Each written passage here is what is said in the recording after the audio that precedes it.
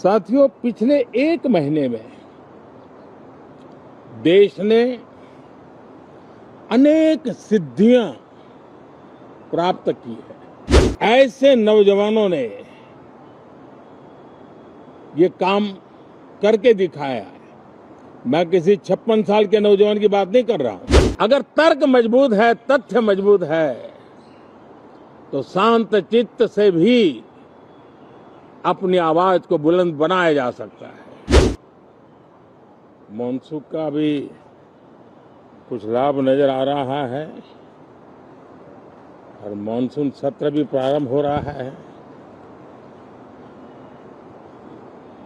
Monsoon हो या monsoon सत्र,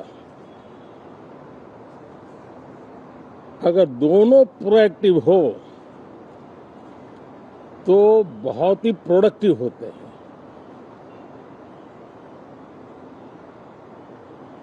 और दोनों को प्रोडक्टिव होते हैं तो देश का कल्याण होता है, जीव मात्र का कल्याण होता है। और इसलिए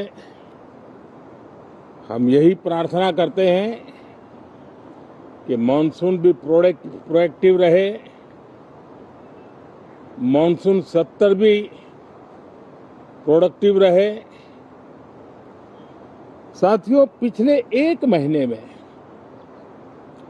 देश ने अनेक सिद्धियां प्राप्त की है और देशवासी गर्व से भर जाएं, इस प्रकार की सिद्धियों का सिलसिला चला है।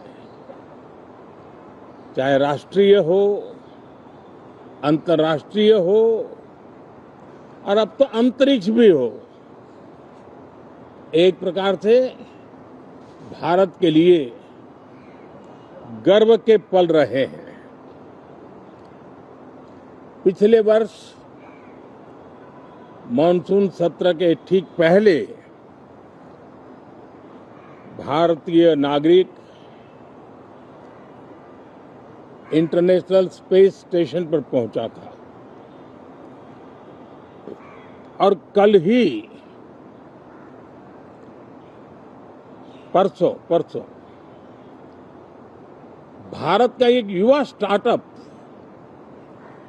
उसने बहुत बड़ी सिद्धि प्राप्त की है। विश्व के कम ही देश हैं जहां इस प्रकार से प्राइवेट साहस हुए हैं और भारत के युवाओं ने अंतरिक्ष में नई उड़ान भरी है। बहुत बड़ी सफलता है। और ये जो स्काईरूट स्टार्टअप है, उसमें जो नौजवान काम कर रहे हैं, मुझे बताया गया उनकी पूरी टीम की जो एवरेज एज है वो सिर्फ 28 साल है। ऐसे नौजवानों ने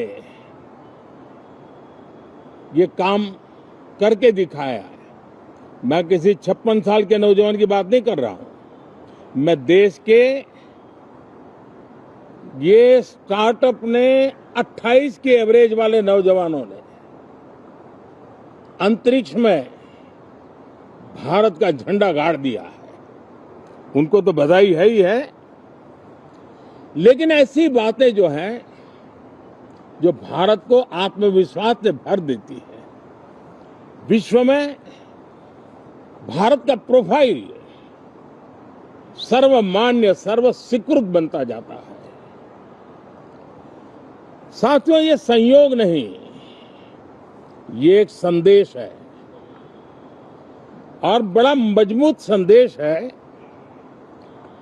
कि हमारे देश के युवाओं की क्षमता और उनकी आकांक्षा अंतरिक्ष जितनी असीम है, इससे बड़ा संदेश देश के लिए कोई और प्रेरणा नहीं दे सकता है। साथियों, जो रिफॉर्म एक्सप्रेस पर सवार होकर के आज देश चल पड़ा है, उसी का नतीजा है कि भारत के नौजवान इतना बड़ा साहस कर पाते हैं और सफल भी हो रहे हैं। साथियों, पिछले दिनों राजस्थान में बहुत बड़ी ऑयल रिफाइनरी देश को समर्पित की गई। पिछले कुछ सप्ताह पहले एक सेमीकंडक्टर प्लांट यानी तीसरा देश को समर्पित किया गया।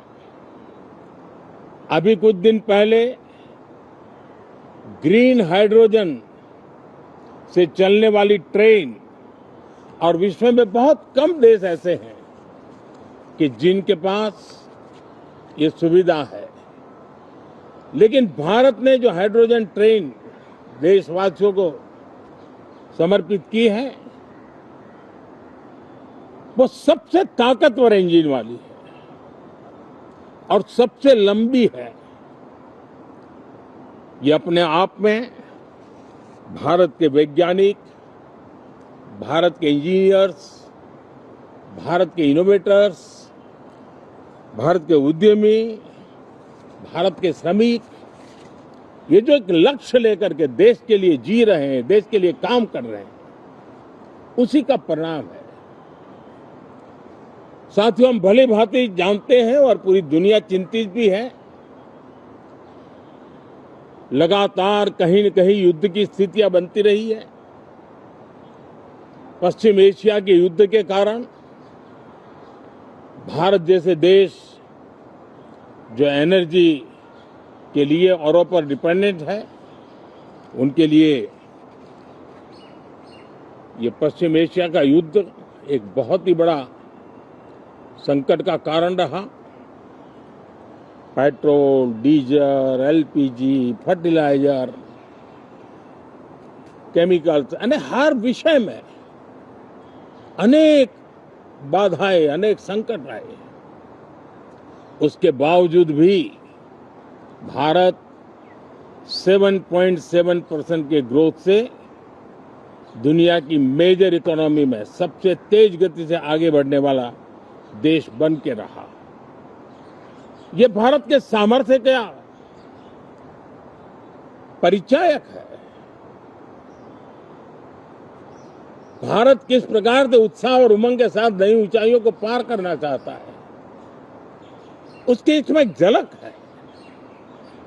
और ऐसे में जब ये मॉनसून सत्र आरंभ हो रहा है, देश ने स्पीड पकड़ ली है और संसद का स्पिरिट उस स्पीड में नई ऊर्जा भर सकता है। सकारात्मक स्पिरिट राष्ट्र के लक्ष्यों को प्राप्त करने के लिए बहुत आवश्यक होता है। हमारे सदन में बहुत अनुभवी सांसद भी है, दल उनका कोई भी हो, लेकिन उनके पास एक लंबा अनुभव है। ऐसे समय में उनके अनुभव की, उनके ज्ञान की संसद को भी जरूरत है, देश को भी जरूरत है। और इसके लिए संसद का चलना, सार्थक चर्चा होना, मिलजुल करके देश को आगे ले जाने के संकल्प लेना, ये मैं समझता हूं कि बहुत ही समय की मांग है। एस्पिरेशन से भरे हुए देश के युवाओं की मांग है कि हम आगे बढ़े। आज समय की मांग है कि राष्ट्र निष्ठा से भरे हुए, राष्ट्र भक्ति के लिए जी रहे आवाज को सदन में उचित मंच मिलता रहे, वे अपनी आवाज को बुलंद करे, देश को दिशा दे। और इसलिए मैं आशा करता हूं और मुझे पक्का विश्वास है, जहां तथ्य होते हैं, जहां तर्क होते हैं, वहां तूफान के लिए जगह नहीं होती है। अगर तर्क मजबूत है, तथ्य मजबूत है, तो शांत चित्त से भी अपनी आवाज को बुलंद बनाया जा सकता है। मैं आशा करता हूं तर्क और तथ्य के साथ सदन की चर्चा को समृद्ध किया जाए, हर आवाज को अवसर मिले, हर विचार को सम्मान मिले। ये संसद की हमारी भूमिका है। मैं सभी सांसदों से बढ़ चढ़ करके इस सदन में हिस्सा लेने के लिए निमंत्रित करता हूं। आज सुबह स्पीकर महोदय जी ने भी सोशल मीडिया के माध्यम से देश के सांसदों का स्वागत करने के अपने भाव को व्यक्त किया है। मैं भी उसमें अपना स्वर मिलाता हूं। आप सब